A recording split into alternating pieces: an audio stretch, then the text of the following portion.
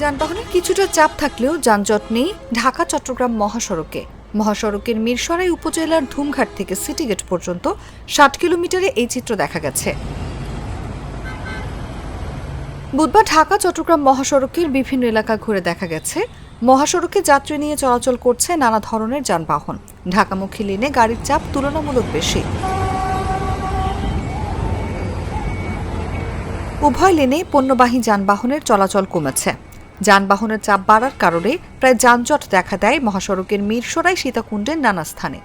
তবে মহাসড়কের বারুইয়ারহাট, মস্তাননগর, মিরসরাই সদর, বড় তাকিয়া, নিজামপুর কলেজ, বড় দাগোরাহাট, বারককুণ্ড, বাঁশবাড়িয়া, কুমিরা সহ নানা এলাকা ঘুরে কোথাও যানজট দেখা যায়নি। মিরসরাই থানার ভারপ্রাপ্ত কর্মকর্তা আতিকুর রহমান বলেন, মহাসড়কে কোনো ধরনের অপ্রীতিকর ঘটনা এড়াতে থানা পুলিশ রাত দিন পরিশ্রম করছে। মহাসড়কের বিভিন্ন অংশে পালাক্রমে দায়িত্ব পালন করে যাচ্ছেন।